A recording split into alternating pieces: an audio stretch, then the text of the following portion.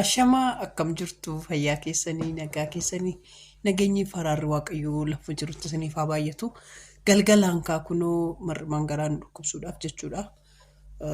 Sabboontunii fi fayyoon har'a ishiidhuma dhugaa wal lolanarra ishuma dhugaa warreeban mar'imaan garaa eenyuun nu dhukkubame namni akka kootti mar'imaan garaatii dhukkubsatan namni akka kootti kolfitanii waan kolfitan wallaaltanii wayyoo garaa koo jettan jirtu dhugaa rabbii kolfee du'ee waanan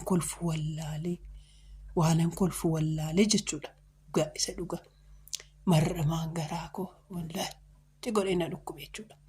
Mee namni akka kootti kolfitan mee namni akka kootti kolfitanii too kolfaa duutan namni akka kootti kolfitanii kolfi mul'u godhee garaa keessan sin dhukkubsee garaa keessan akkasitti akka mullu namni gara irbaatti deema jennaan garaa mulluu nu godhan dhugaa akka mullu taffeelamne akka rafnu nu godhan jechuudha sabboontunii fi fayyoon innaa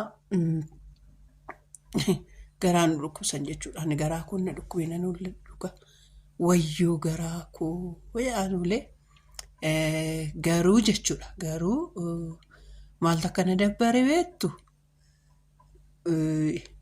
yuutuubiin bara kanaa jechuudha. Dhugaa rabbii jecha namaa hin dhagaa haasaa namaa sirriitti dhagaa haasaa namaa sirriitti hubata gaasheen jechuudha.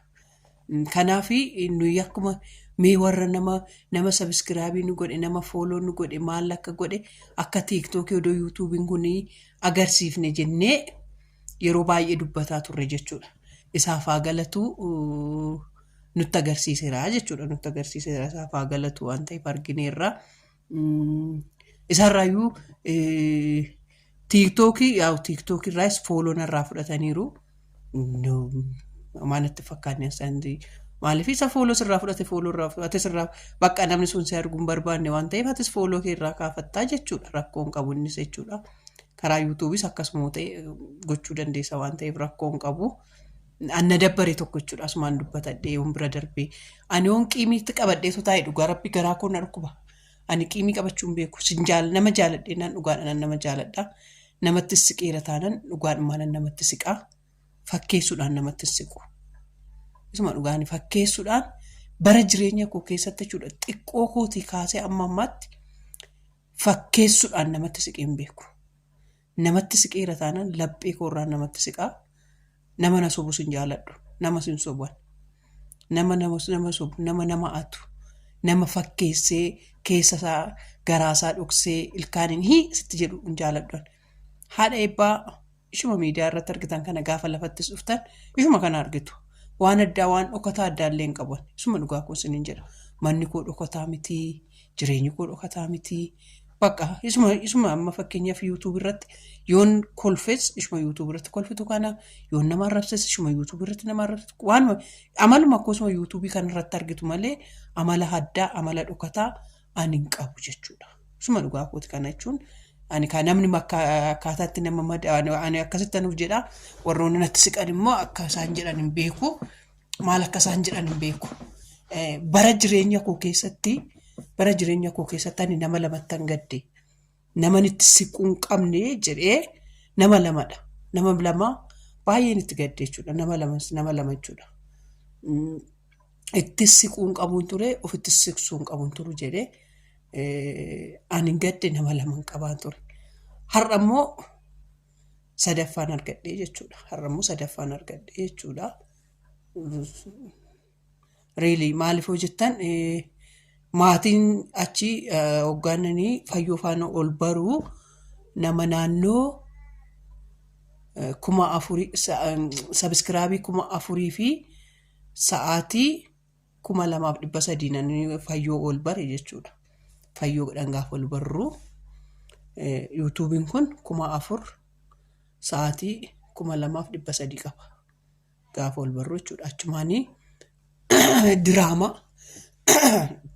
diraamaa biyya Arabaa tokko irratti hojjete ishiin ani waan biyya Arabaa waa tokko hin beekne tokko jedheen isa hojjedhee isaan dhufee jechuudha. Isaan sa'aatiin koo guutee monetization ta'ee achumaan irra deebi'ee dhufee riikardii amma luucceen cabsutti fayyootu 21,025 akkas waan akkasiitiin ilaalamteetti natti fakkaata.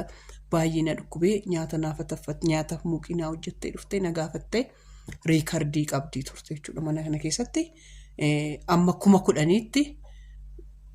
10,000tti manuma ishiitti dhufanii naannoo 4,000 naannoo 6,000 wayii maatiidhuma ishiitti jechuudha. Ishuma biraa maatii na godhatan namni 6,000 jechuudha. Innaa yuutuubiin kun yuutuubii ishii yeroo hunda hoggaan siniin jedhu dhageessu yuutuubiin kun yuutuubii fayyooti. Fayyoonis irratti dadhabdeetti mana hoggaan jedhee haasa'u viidiyoota koo hedduu keessatti hin argitu jechuudha. Har'a garuu nan gadde dhugaasuma dhugaa koon gadde isinitti hima jechuudha waan natti dhaga'ame isinitti hima. Koomantii mana fayyoo baay'ee na bashannansiisa. Koomantii mana fayyoo keessatti barratu baay'ee manatti hon jedheen jechuudha. Hon jedheen sirriitti baneetoo dhaggeeffadhee irra deebi'ee koomantoota tan dhaqeetootti kolfaa isuma dhugaa koon siniin jedha. Koomantii mana ishii jalatti barratu eessumattuu hin barratu. Bakkuma kamittuu hin barratu baay'ee nama bashannansiisaa. Mata duree hedduu achi fudhattaniitoo viidiyoo ittiin hojjechuu dandeessu mana ishii jalaa jechuudha. Koomantoota roon koomantii baay'ee godhu mana fayyoo jalatti jechuudha. Dhugaadhaan fayyoo jaalatan hin jiru. Dhugaadhaan fayyoo mirir jedhanii jibban hin jiru. Dhugaadhaan immoo sabboontuu jibban jiru. Dhugaadhaan immoo sabboontuudhaaf mirir jedhaniitoo qoqqoraniitoo jaalatan hin jiru jechuudha. Koomantoota mana ishii jalaa baay'ee nama bashannansiisu ittiin kolfaanii taa'ee dubbisee jechuudha. Hamma eebbaaf beekuudhaan yuutuubii laman qabaa. Ni beektu afaan Amaariffaa fi afaan Oromoo qabaa. Sadaffaa immoo indoomsaa qaqqaddeera. Inti sadaffaa ishii dhaqaatoo sabiskiraabii naa godhaa naa guddisaa dhugaa rabbi naa guddisaa maaliif naa guddisaa hojii baay'een itti hojjechuu barbaada jechuudha sarratti. Hojii gurguddaa hedduu itti hojjechuu barbaada. Uummata koos anas angeeddaruu danda'u irratti hojjechuu barbaada jechuudha. Yuutuubii eebbaaf chaanaal isa jedhu san jechuudha. Eebbaaf qofatu irratti hojjetama. Asitti illee laaqoo fi borcoo fi qoccoo kan asitti hojjennu. Isa san irratti garuu eebbaaf isa jedhu sani barreeffataan jira jechuudha. Diraamaa gurguddaa barreeffataan jira waan ta'eef diraamaa gurguddaa irratti hojjechuudhaaf achitti waa'ee seenaa eebbuu irratti hojjechuuf achitti qopheeffadheera waan ta'eef eebbaaf chaanaal eebbaadhumaaf eebbaa qofatu achirratti akka hojjetamuu fi nan barbaada waan ta'eef Biliis Oromoo koo sabiskiraayibinaaf godhaa. Isuma dhugaan ittiin boontan ittiin koortan dhugaadha kun isin ittiin boonuu dandeessan isiniif kaa waan ta'eef jechuudha. Sabiskiraayibinaaf godhaa isa dhaqaatee jechuudha. Dhuguma sun dhugaa warri na jaalattan. Warri dhugaadhaan na jaalattan dhugaadhaan amma ammatti kuma jedha. Wannu ta'eera waan ta'eef jechuudha. Sabiskiraayibinaaf godhaa. Chaayinaalicha jechuudha. Sabiskiraayibinaaf godhaa sirriitti. Na jajjabeessaan siniin jedha isaa kana yoo 20 geessanii kanarrattis gadaadhiifaman jedhamu falmii keessa jirra jechuudha. Ishii daayirekti na gootuu fi ishii barreessifamachaa sirriitti naa barreessaa jirtu. Ani haaraa lafaa kaaniitu jalqabna jedhaaniin jira. Ishiin daayirekti na gootu immoo lakkii kanumaa fi afaan Amaariffaa wayinisa kana uummata laallee jettanii isinis warri koomantii waan isin jettan qosa kana viidiyoon kophaatti isin hojjedhee gadi isin dhiisa. Waan isin jettan isarrattan fudhadhaa jechuudha. Har'a garuu koomantii barreessee jechuudha gara wannoo kootti gara koomii kootti gaafa deebi'u. Koomantii da barreessee odumaan koomantii dubbisaa jiru koomantiin kun jiru. Maal ijoollee koomantiin barreeffanne moo jedhee gaafan ilaalu koomantii barreessee hin qaba. Indee koomantiin barreeffamne ani gaafan jedhe ilaalu gaafan irra deebi'ee karaa yuutuubii isa kanaa dhufee tolaalu lakkaa bilookii ta'eera. Indee ana qofa miti koomantiin koollee bilookii ta'eera. Ana ilaaluu amma kananii nama jibbisiisee jedhee jechuudha dhugaa. Isaan baay'ee kolfee barmaan garaa koo naaf feelamee jedhu nanaarii jechuun isuma dhugaa nanaarii garma koorraa naari. Maaliif naari seetan? Nama hin jaalanne bira amma kana taa'anii ilaalanii kolfuun iyyuu no big shame. Haadha ibbaan deebisee ofuma mataadhuma koon of waqqasee jechuudha. Maaliif Koomantii achi ani koomantii mana namaa jalatti barreessuun jaaladhu akkasumas tan viidiyoo namaa banee ilaaleetuma laayikii godhee laayikiin fi bannuun biyuun bakka tokkottidha. Yuutuubii koo lachaniin hundumaaf nama hundaafuu akkaawuntii jijjiiree nan banaa jechuudha. Maaliif nan ilaala waan ta'eef jechuudha. Kanaaf keessi koo nagaddee waan hangadduu wallaalee kanadhaan siniin jedha.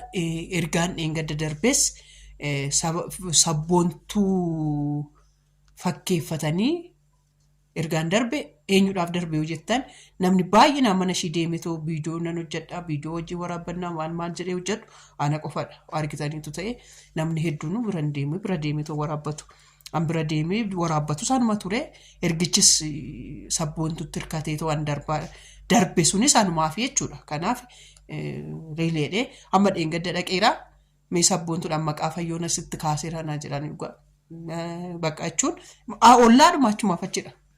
Dhaqee ijoollee dubbisee bahuu nan danda'a ture. Garuu nama hin barbaanne nama akkasitti wannoo jedhe maal jedheen dhaqee dubbisaa nama akkasitti nama wannoo jedhudha. Isaan booda maaliif bakka namni nama barbaadu bira dhaqxee dhaabachuu ilaaluu waan ta'eef kanaaf jedhee jechuudha. Arrammoo ciraadhuma gaafan yuutuubii irraa koomantii godhabeetoo bulookeedha. Nan gaddee dhugaa baay'een gaddee. Baay'ee tokkoon gaddee omaa miti kunis hin darba. Waan baay'ee dabarsineerra kunis hin darba maaliif namni nama fe'eedha namoonnottu namni tokko bilook nama godheef namni tokko nama balleesseedhaaf waaqayyo biddeen waaqayyo maal akka barattan beektaa biddeen waaqayyoo namaaf kaa'e in shaaggata malee namni nama jalaan nyaatu. Eenyumtuyyuu barasaa keessatti biddeen mataa isaatii nyaata. Ani isaaf barreeffame nyaata malee an namaan nyaatu. Kanaaf soorii biddee yuutuubii kanas dhuftee beeksiftee guddisuu isaattis hin gaddite ta'a hin beeku. Waaqayyummaa akka karaa saniin namni eebbuu gargaare nama waaqayyo eebbiseedha. Dhugaa nama waaqayyo eebbiseedha. Nama waaqayyo gargaareedha. Namni eebbuu bira dhaabatee eebbuudhaaf yuutuubii ishii guddisee namoonni yuutuubii eebbuudhaaf thank you ani yeroo hundayyuu galatoom jedhe man jedhaan dhugaa rabbi oolmaa ishii dagadhee hin beeku gaaf tokko hin beektu daabbuu viidiyoo takka hunduma koo keessatti dhaqaati ilaala. Anaa hamtuu fayyoo dubbate akkana naa fidaa dhugaa rabbi ana hamtuu ishiin dubbadhu ammas ta'e usuma natti dhagahameen dubbadhe malee ammas ta'e borus ta'e ana hamtuu ishiin dubbadhu. Namni oolmaa namaa nyaatu sareedha. Ani oolmaa namaa nyaadhu waan namni namaaf godhe nyaadhu. Sabboo itti meen arrabsa gaafa arrabsuu barbaade sabboo har'a si arrabsuu barbaaderaa si arrabsuun jedha. Haadha eebbaa akka barbaaddetti na arrabsiitoo akka barbaaddetti na arrabsitee hojjetachuu dandeessaa rakkoon qabu jetti. Ani iddoo ishiitti ni min arrabsee hin beeku jechuudha. Sabboontu si arrabsuuf anarran jedha. Ni beekti waan ta'eef waan miidiyaa waan beektuuf waan eebbuudhaaf ta'uuf waan beektuuf rakkoon qabu haadha eebbaa na arrabsinaan jetti. Kanaaf mul'ucu godheen ishee arrabsa. Malee kanadha waanuma feefiyyuu galatoomi fayyoo waanuma gooteef hundaafuu galatoomi. TikTok irras fooloo kee kaafatteetta galatoomi waan hundaanuuf galatoomi. Garuu badii koo duratti miteetoo kakaafattee gaarii ture jechuudha. Kanaaf galatoomi guddaasaa thank you. Maaliif mana koo keessatti oolmaa guddaa qabda waan ta'eef kanumaa siin jedhu umaas ittiin dubbadhu borus ta'e arras ta'e hamaa keenaasa waan ta'eef galatoomi siin jennaa siifaa bal'atu dirree nagaa siifaa ta'u nutu sitti dhufe malee simiti an nutti dhufe waan ta'eef badii keenya qabannee dhiifama. Waan sitti dhufneef waan si dhiphifneef waan nu beeksisi siin jennee si caqacaqneef dhiifama. Maaliif mul'ucu godhee arrabsee mul'uchi ishii godhee ishee arrabseetanii dhuftee tonaa beeksifte waan ta'eef karaa imoon ishee arrabse nan yaadadha. Yeroo isaan baay'ee garaan na hammaataa ture warri soddaan arrabsu turanii warri soddaanatti ka'uu turanii jechuun bakka ana qofadha yeroo isaan an akka mucaa kiyyaa kana baadhee bahee isaanuma qofatu baatee bahee waan ta'eef kanaaf jedheen ani hin qabus ishii qofaa miti saayidoo kanas arrabsaan ture aftaamuu lamuu kanas warroota yeroo san miidiyaa kanarra jijjiru jedhan inumaan dubbadhaa ture.